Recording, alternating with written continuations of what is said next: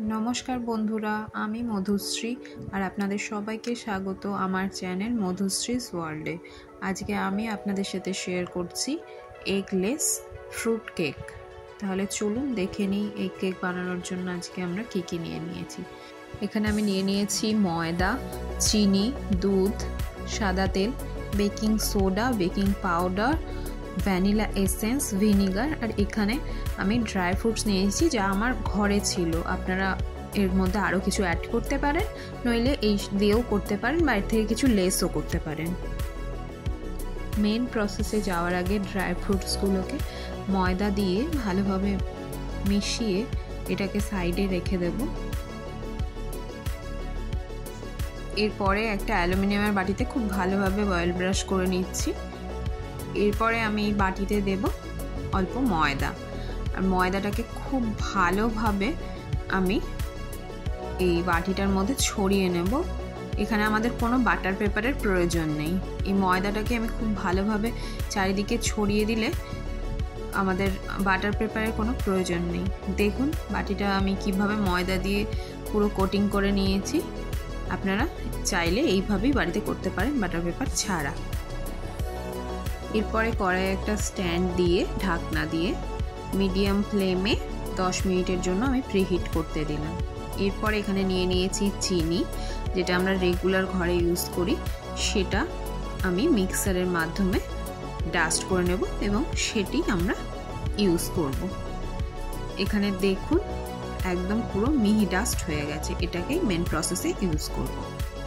এরপর এখানে একটা বোল নিয়ে নিচ্ছি এবং বোলে আমি প্রথমেই সাদা তেলটা দিয়ে দিচ্ছি। সেখানে সাদা তেল আমি নিয়েছি হাফ কাপ। আমি এখানে দেখুন যে কাপটা আমি ইউজ করেছি প্রত্যেকটা জিনিস আমি একই রকম কাপেই করেছি, এখানে কোনো মেজারমেন্ট কাপ আমি নিইনি। আপনারা যে কাপটা নেবেন সেম মাপেই সব কিছু ইউজ করবেন। এইখানে আমি চিনিটার যে ডাস্টটা করেছিলাম সেটা দিয়ে দিলাম। আমি চিনি নিয়েছিলাম 4 ভাগের 3 ভাগ, সেটাকেই আমি ডাস্ট করে ইউজ করেছি।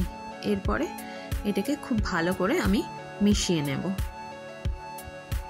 এখানে খুব ভালোভাবে মিক্সড আমি করে নিয়েছি। এরপরে অ্যাড করব দুধ।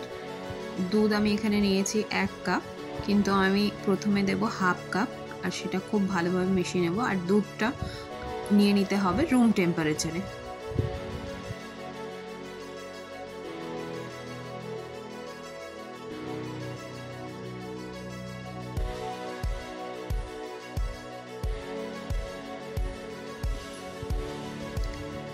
এরপরে এখানে অ্যাড করব ভ্যানিলা এসেন্স 1 টিস্পুন। আবার এটাকে খুব ভালোভাবে মিক্স করে নিতে হবে।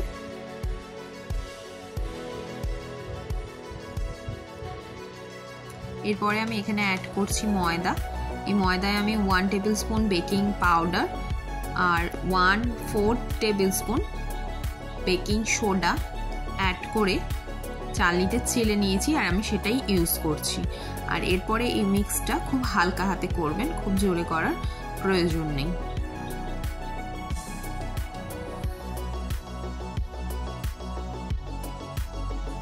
এরপরে আমি আরও হাফ কাপ ময়দা অ্যাড করব। আমার টোটাল 1.5 কাপ ময়দা এখানে লেগেছে।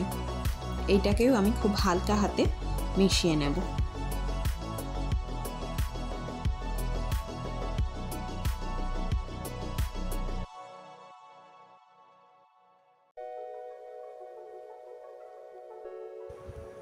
মিক্সটাতে আর একটু দুধ লাগবে, এখানে আমি আর একটু দুধ ইউজ করব, পুরোটা নয়, অল্প দুধ ইউজ করব। আমি টোটাল নিয়েছিলাম 1 কাপ দুধ, আমার ইউজ হয়েছে 4 ভাগে 3 ভাগ দুধ, বাকিটা আমার লাগেনি।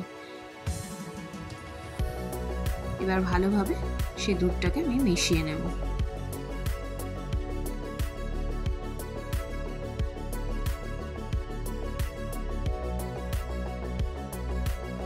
মিক্সটা একদম রেডি। এখানে আমি অ্যাড করছি 1 চামচ ভিনিগার। এখানে আপনারা ভিনিগারের পরিবর্তে লেবুর রসও ইউজ করতে পারেন। এবার এটাকে আমি খুব ভালোভাবে আবার মিশিয়ে নেব।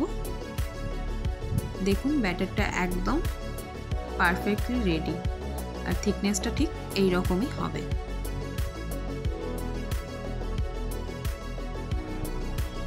এবার আমি আগে থেকে রেডি করে রাখা ড্রাই ফ্রুটসগুলো যেটা ময়দা দিয়ে আমি মাখিয়ে রেখেছিলাম সেটা অল্প কিছু রেখে বাকিটা দিয়ে আমি আবারও মিক্সড করে নেব।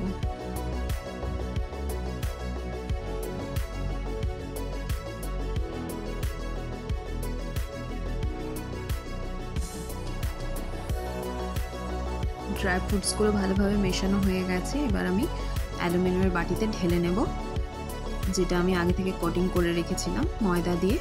দেখুন আমি ঢেলে নিয়েছি।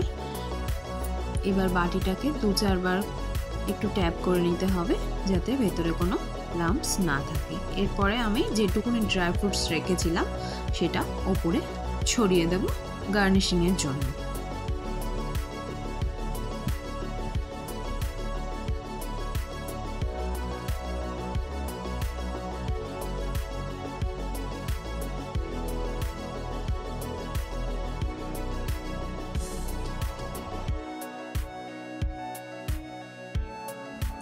এবার বাটিটা আমি কড়াইয়ে দিয়ে ঢাকা দিয়ে দেব আর মিডিয়াম ফ্লেমে 40 মিনিটের জন্য কেকটাকে বেক হতে দেব। 40 মিনিট হয়ে গেছে। এবার ঢাকা খুলে দেখে নেব কেকটা ভেতরে কাঁচা আছে নাকি। দেখুন কেকটা অনেকটা ফুলে উঠেছে। ছুরি দিয়ে আমি কেকটা দেখে নিচ্ছি।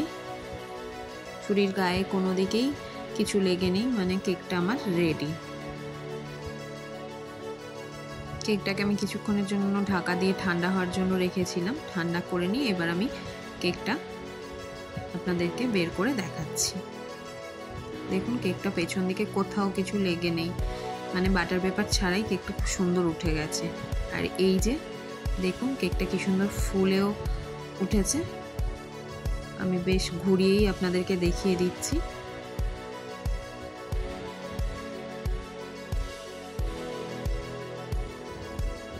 কেকটা আমি এবার আপনাদেরকে কেটে দেখিয়ে দিচ্ছি কেকটার ভেতরটা কতটা স্পঞ্জি হয়েছে।